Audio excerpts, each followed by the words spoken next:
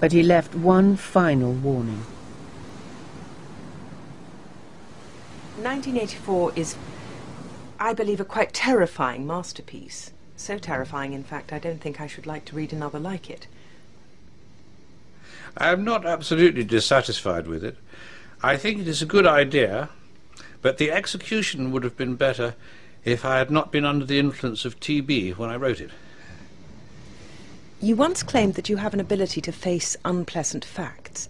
Is that what you've demonstrated in 1984 by drawing an accurate portrait of the future? I think that allowing for the book being, after all, a parody, something like 1984 could actually happen. This is the direction the world is going in at the present time. In our world, there will be no emotions except fear, rage, triumph and self-abasement. The sex instinct will be eradicated. We shall abolish the orgasm. There will be no loyalty except loyalty to the party. But always there will be the intoxication of power. Always, at every moment, there will be the thrill of victory, the sensation of trampling on an enemy who is helpless. If you want a picture of the future, imagine a boot stamping on a human face forever.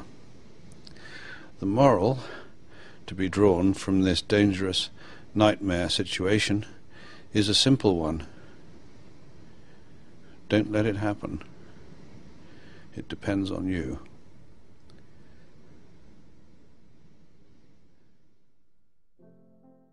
What I may call the messages of Brave New World, that it is possible to make people contented with their servitude. I think this can be done. I think it has been done in the past, but I think it could be done even more effectively now, because you can provide them with bread and circuses, and you can provide them with endless amounts of distractions and propaganda. October the 21st, 1949. Dear Mr. Orwell, the nightmare of 1984 is destined to modulate into the nightmare of Brave New World. The change will be brought about as a result of a felt need for increased efficiency. Thank you once again for the book. Yours sincerely, Aldous Huxley. Well, what is to me very interesting, it looks as though the totalitarian regimes of the future will not be based upon terror, because they will have other means. These means now at present described as brainwashing and propaganda, which will be much more efficient and much more economical than brute force.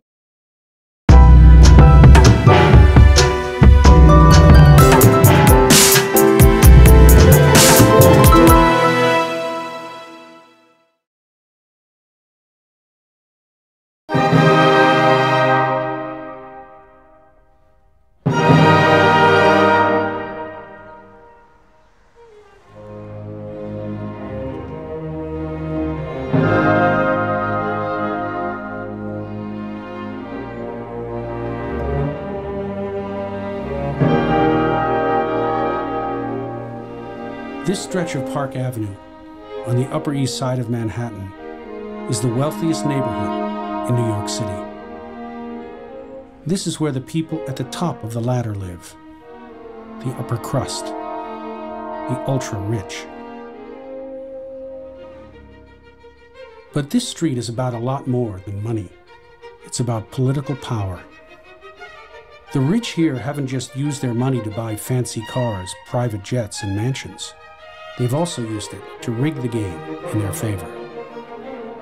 Over the last 30 years, they've enjoyed unprecedented prosperity from a system that they increasingly control. But if you head north for about 10 minutes, this Park Avenue comes to an end at the Harlem River. On the other side of the water, there is another Park Avenue. This is the South Bronx, home to America's poorest congressional district. There are 700,000 people in this district. Almost 40% of them live in poverty, making less than $40 a day. from here, the last 30 years have looked very different than the view from Manhattan's Park Avenue.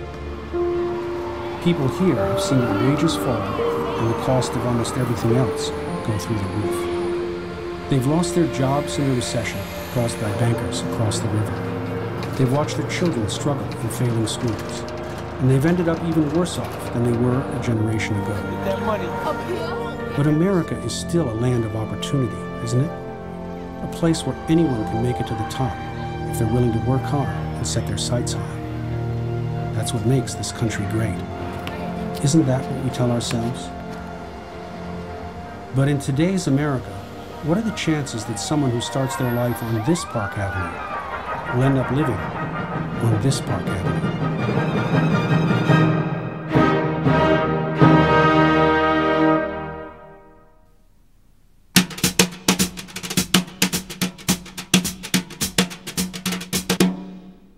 Let's imagine that you're invited to a game of Monopoly. And you arrive at this game to find out that all of the property's been divided up. All of the money's already been handed out. But you're told, hey, go ahead and sit down, play the game.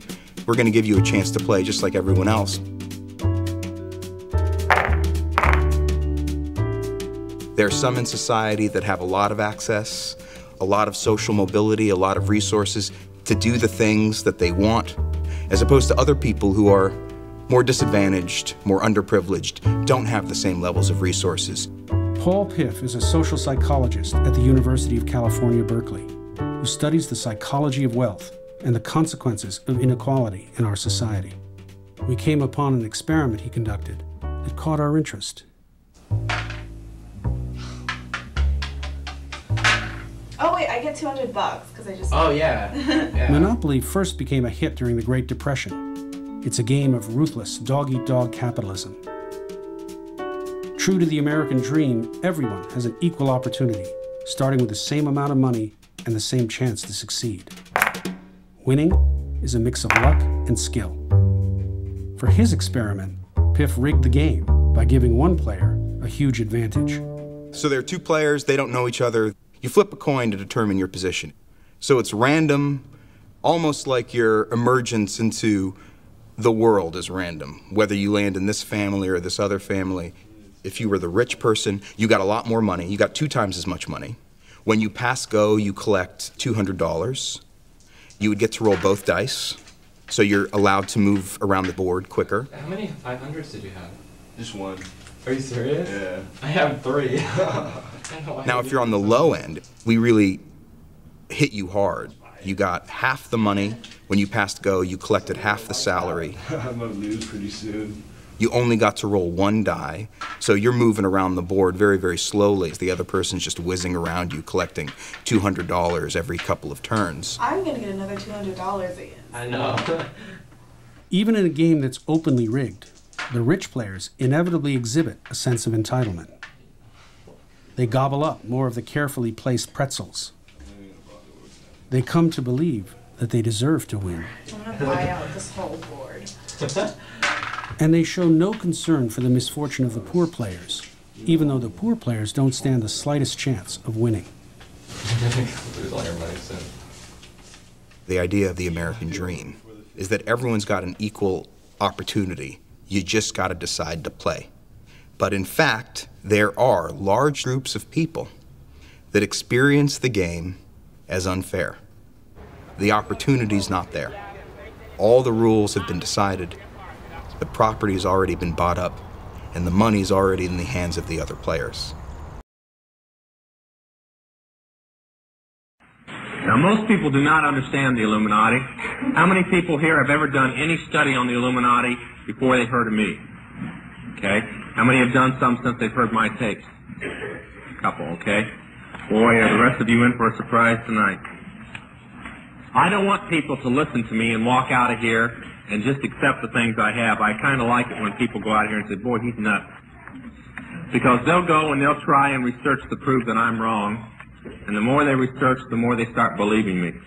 It is impossible to research history and to research the conspiracy and to research the Illuminati without coming away a solid believer. As the brother who prepared these, Brother Tom Berry said he went through almost 2,000 books for 20 sheets of notebook paper filled with notes. That's how well it was hidden. How many people have a set of encyclopedias at home, a good set? So home tonight, look up the word Illuminati. In some of the encyclopedias you will find that it existed but does not exist now, and in other encyclopedias you will find that it existed and still exists now, but they don't tell you anything about it. They gain control of the world by bankrupting their own businesses. The Illuminati owns most, I would say 99 9/10 of the stores that you walk into and shop and the gas stations you go to. And they are going to destroy them on purpose. They are in the process of buying up over the last few years all the stores they don't own. They bought up grants and they bankrupted. They just bought up 2 guys and you can watch for them to go out of business. And they keep in business the ones that they've always owned, and they are going to bankrupt them before long and cripple them and destroy them. And the idea of taking over is to bankrupt the whole world where nothing is of any value and the currency does not exist anywhere, and then come back and solve all the problems. I heard the Gaithers, which are my favorite group, recently on a record in a live concert. The guy was talking about the energy crisis. He says, it's funny, it doesn't matter if it's Republicans or Democrats. They get elected, they cause us problems, and then solve them so it looks like they're doing something. Now that's about the way it really is. These wars and this misguided foreign policy, in my opinion, is a symptom of us all going a little crazy back in 2000, starting with the Republican Party. Let me just share there you go. Let me just share some thoughts on this with you, if I may. This is, war is hell. And in fact, let's go to that whole notion. Not only is war hell, but the notion of evil. We historically in the United States, maybe George W. Bush and the Republicans, just for a moment, let's just imagine that possibly they actually went to the dark side. Historically, this 5-pointed star was man, right? It meant man. It's the good thing. And if you flipped it upside down, the upside down 5-pointed star with the goat, with his chinny chin chin and his ears and his horns, was the sign of Satan worshipers. It was a satanic star. Now, you can see on the American flag, our stars are right side up. All across America, you'll see symbols with 5-pointed stars. The stars are right side up, the man stars. But around the year 2000, the Republican Party changed their logo from the stars being right side up to the stars being upside down. Coincided with the coming on the scene of George W. Bush and Karl Rove. Very strange. I think they need an exorcism. Let's exorcise them. Here's the exorcism. Number 1, end the Bush tax cuts. Number 2, end the Bush wars. And number 3, end the crazy notion that corporations are people, that money is speech, and that the rich can buy our nation. If we did that, we might bring the Republican Party back to sanity, back to its Dwight Eisenhower roots, back to the days when they actually could have an opposite opinion from the Democrats, but honestly broker solutions and situations and have reasonable conversations. Exorcisms for the Republican Party. Good idea. Now, I'm going to say many things tonight that a lot of people will try and go out of here and say that I'm anti-American. No, I'm extremely pro-American. I couldn't be that till I became a Christian. But I'm extremely pro-American. I am just anti-government that exists within America today, because it is not the government of the people any longer, and I'm pro-people government. That's a term misused by communists a lot. I'm sorry if you're upset that I use, but that's exactly what it says in the Constitution. Oh, this is what I've been waiting on. I'm glad he brings it. I know what's in it. Wouldn't be the first time.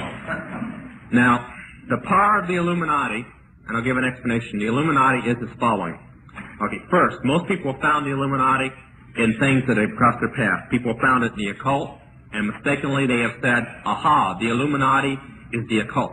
Then they have found it in the Masons, and they said, aha, the Illuminati is the Masons. Then they have found it in politics, and they said, oh, it's politics. So they found it in the international banking system, or they found it in Zionism. So they list it as just being that. Actually, it is all these things, and much more. They found it in the Mormon religion. That's because the leaders of the Mormon religion are high echelons in the Illuminati. They have found it in the John Birch Society. That's because the man who leads the John Birch Society is both a high-degree Mason and a Mormon. The idea that global politics is directed by a small group of well-connected elite has long been decried as conspiracy theory by the establishment and their media outlets. As listeners to the most recent Corbett Report podcast will know, however, this idea is now openly discussed and acknowledged by those very figures that once sought to deride it. You mentioned something earlier that you've done that comes up right in the spot that you're sitting many times by our callers across the country, and that is a suspicion that there is a conspiracy afoot through the Trilateral Commission and the Council on Foreign Relations. You ran the Trilateral Commission for how long? About 3 years, I think. Something like that, 3 years. Not only did I run it, I helped to found it and organize it with David Rockefeller. So if any of our viewers are conspiracy-minded, here is one of the conspirators. They call it coordination of regulation.